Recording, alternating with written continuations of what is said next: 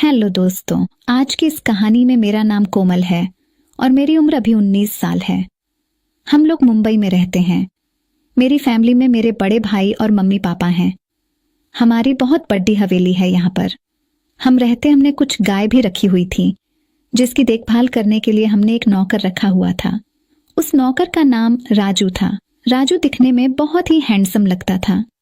राजू अक्सर मेरे साथ हंसी मजाक करता रहता था और मुझ पर लाइन मारता रहता था। शुरू शुरू में मैं उसकी बातों पर कुछ खास ध्यान नहीं देती थी। धीरे धीरे उसकी ये बातें और हंसी मजाक प्यार में बदल गया। मैं रात को अक्सर अपने फोन पर क्रिकेट खेलने की वीडियो देखती रहती थी, जिसे देखकर मेरे मन में भी क्रिकेट खेलने का बुखार हो गया था। क्रिकेट खेलने का मुझे बहुत शौक था और मुझे खेलने के लिए कोई साथी चाहिए भी था। धीरे धीरे मैं राजू को चाहने लगी और उसका हंसी मजाक करना मुझे अच्छा लगता था। शायद वो भी मुझे पसंद करता था।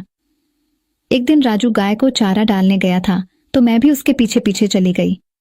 राजू ने कहा, मालकिन, आप यहाँ अगर कुछ काम था तो मुझे ही बुला लिया होता, मैं वहीं पर आ जाता। मैं राजू को देखते ही जा रही थी। मेरा मन ही नहीं कर रहा था कि मैं उसके ऊपर से नजरें हटाऊं ही ना, क्योंकि वो दिखने में था ही इतना क्यूट। राजू ने कहा, मालकिन, आप क्या देख रही हैं? मैंने राजू से कहा, सच कहूं तो मुझे तुमसे प्यार हो गया है। मैं तुम्हारे बिना नहीं रह सकती। मेरा एक एक पल तुम्हारे बिना काटना मुश्किल होता जा रहा है। मैं रात को जब भी सोने जाती हूं तो मुझे तुम्हारे बिना नींद नहीं आती। मैं तुम्हारे बारे में ही सोचती रहती हूं। राजू ने कहा, मालकिन, आप पागल हो गई हो क्या? अगर आपके घर वालों को पता चल गया तो वो मेरे बारे में क्या सोचेंगे? उनका तो मेरे ऊपर से भरोसा ही टूट जाएगा। नहीं मालकिन, मैं ऐसा नहीं कर सकता, ये गलत है। मैंने कहा, राजू, शायद आप मुझसे प्यार ही नहीं करते। एक मैं ही पागल थी जो गलती से तुमसे प्यार कर बैठी। उसने कहा, नहीं नहीं मालकिन, ऐसा नहीं है। मैं भी तुमसे बहुत प्यार करता हूं, लेकिन डर की वजह से मुझे हिम्मत नहीं हुई कि मैं तुमसे कुछ बोल सकूं। मैंने कहा, राजू, अगर प्यार करना तो डरना क्या? इतना कहते ही राजू ने मुझे गले लगा लिया और उसने कहा, आई लव यू कोमल, पर मालकिन, आप मेरा उम्र भर साथ देना। कहीं ऐसा ना हो कि बाद में तुम मुझे छोड़कर चली जाओ। मैंने कहा, कैसी बातें कर रहे राजू, मैं आपकी हो गई हूं। अब जीना मरना आपके साथ ही है, चाहे मुझे घर वालों के खिलाफ क्यों ना जाना पड़े। फिर राजू ने कहा, मालकिन, अब आप यहां से चले जाओ, कहीं मालिक हमें देख ना ले। और हाँ, आज रात मैं तुमसे मिलने जरूर आऊंगा। थोड़ी देर बाद मैं वहां से सीधे अपने कमरे में आ गई। मैं भी इसी समय का इंतजार कर रही थी कि कब मैं और राजू एक दूसरे में खो जाएं। शाम हुई, सब लोगों ने खाना खाया और अपने अपने रूम में सोने के लिए चले गए। मैं राजू का इंतजार करने लगी और रात के 11 बज गए थे। इंतजार करते करते पर राजू अभी तक नहीं आया। मैं अपने बिस्तर पर उदास बैठी थी। कभी मैं खिड़की के बाहर जाती तो कभी बिस्तर पर चुपचाप बैठ जाती, फिर बाहर बालकनी में जाकर खड़ी हो जाती, क्योंकि मैं राजू का इंतजार कर रही थी। फिर मैंने सोचा, क्या बात हो गई, आज इस समय तक तो उसे आ जाना चाहिए था। तभी हवेली के पीछे से एक आदमी चलता हुआ दिखाई देता है। उसने अपने चेहरे को तौलिए से ढक रखा था। धीरे धीरे ऊपर चढ़ता हुआ वो बालकनी तक पहुंचा और दबे पांव मेरे कमरे में प्रवेश कर गया। मैं बिस्तर पर चुपचाप बैठी हुई थी। उसने पीछे से मेरी दोनों आंखों को अपने हाथों से ढक लिया और मुझसे पूछा, कोमल, बताओ कौन है? मैंने उसके हाथों को पहले तो प्यार से छुआ और फिर उसे झटकते हुए बोली, राजू, कितना टाइम लगा दिया आपने आने में। तुम्हें फुर्सत नहीं है मेरे पास आने की। तुम्हें पता है, तुम्हारे बिना मेरी हालत जल बिन मछली की तरह हो गई थी। मेरी बातों को सुनकर राजू ने अपने चेहरे से तौलिया हटाया और फिर कहने लगा, कोमल जी, आपको पता नहीं है क्या, मालिक ने मुझे कुछ काम से शहर भेजा था और फिर वहां से कुछ लाना भी था। मैंने कहा, क्या लाना था? राजू ने कहा, सोने का नेकलेस, आपका जन्मदिन आने वाला है ना। मैंने जब यह सुना तो मैं मुस्कुराते हुए राजू की ओर देखने लगी और फिर उससे पूछा, राजू, तुम क्या गिफ्ट दे रहे हो मेरे जन्मदिन पर? राजू ने कहा, मैं क्या दे सकता हूं, मैं तो बचपन से ही नौकर रहा हूं यहां का। मैंने कहा, राजू, तुम फिर शुरू हो गए। कोई नौकर और मालिक नहीं होता यहां। और जहां तक गिफ्ट की बात है, तो तुमसे महंगा गिफ्ट मुझे कोई दे नहीं सकता, क्योंकि राजू आज मुझे वो गिफ्ट देने वाला था जिसकी जरूरत हर एक महिला को होती है।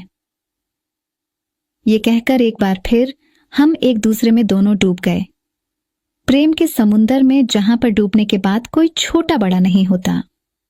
फिर राजू कहने लगा, आज हमें क्रिकेट भी खेलना है। मैंने कहा, मैं कब से इंतजार कर रही हूं, चलो अब हम गेम ही खेल लेते हैं। थोड़ी ही देर में हम दोनों ने मस्त वाला क्रिकेट खेलना शुरू कर दिया। मैं राजू की बैटिंग देखकर हैरान रह गई, क्योंकि वह खूब चौके और छक्के लगाए जा रहा था। मैं राजू की बैटिंग की दीवानी हो गई। हमने 3 घंटे तक क्रिकेट का खेल खेला और फिर हम थोड़ी देर आराम करना चाहते थे। मैंने राजू से कहा, मैं थक गई हूं, अब मेरे से और नहीं खेला जाता। राजू ने कहा, कोई बात नहीं, और हम दोनों आराम करने लगे। अब तो सुबह भी होने वाली थी। तभी मेरे पिता ने जोरदार आवाज लगाई, राजू राजू, अरे कहाँ मर गया रे। हम दोनों हल्की नींद में चले गए थे और आवाज सुनकर राजू और मैं हड़बड़ाकर उठ बैठे। हम दोनों की दिल की धड़कन जोर जोर से धड़कने लगी। सोचने लगी कि अगर पिताजी को हमारे बारे में पता चल गया तो न जाने क्या होगा। राजू, लगता है मालिक साहब जाग गए हैं। ये तो बहुत बड़ी गड़बड़ हो गई है। हे भगवान, अब क्या करूं मैं। कोमल, मैं राजू से कहा, इतना डरोगे तो हो गया। सुनो, मैं नीचे जाती हूं और बाबूजी को दूसरी बातों में लगाती हूं। तुम जिस तरह से पाइप के रास्ते से आए थे वैसे ही निकल जाओ और थोड़ी देर बाद बाबूजी के पास आ जाना। राजू ने कहा, ठीक है मालकिन। राजू दबे पांव कमरे से निकल गया। उधर मैं सीढ़ियों से उतरकर अपने पिता के पास चली गई। नीचे जाकर मैंने कहा, क्या हो गया बाबूजी, अभी तो सूरज भी नहीं निकला और आप राजू राजू करने लग गए। राजू के बिना तो आपका काम ही नहीं चलता। जब देखो राजू राजू करते रहते हो। पिताजी ने कहा, वह तो है, लेकिन तू ये बता आज इतनी जल्दी कैसे जाग गई। 9 बजे से पहले तो तेरी आंख ही नहीं खुलती और आज 6 बजे ही। तभी वहां पर राजू आ जाता है। उसे देखकर पिताजी उस पर चिल्लाते हुए कहते हैं, अरे राजू, कहाँ मर गया था तू, तुझे आवाज दे देकर मेरा तो गला फूंक गया। तभी राजू कहने लगा, मालिक, वह गाय चिल्ला रही थी इसलिए उसे चारा देने गया था। तभी मैंने सोचा, शुक्र है कि पिताजी को कुछ पता नहीं चला। अब जब भी हमें मौका मिलता है तो हमें दोनों क्रिकेट खेले बिना नहीं रह सकते। राजू मेरे साथ बहुत ही प्यार करता है और मैं भी उसे बहुत चाहती हूँ। कुछ ही दिनों बाद हमने घर से बाहर कर मंदिर में शादी भी कर ली है और अब हम खुशी खुशी रहते हैं। अब मैं राजू के बच्चे की माँ भी बनने वाली हूँ। और रही बात पैसे कमाने की, तो मेरे पापा ने मेरे नाम पर बैंक में एफडी करवा रखी थी, जिसमें मेरे नाम पर 1 करोड़ से ज्यादा रुपए थे। तो मैंने वह सारे रुपए निकलवा लिए।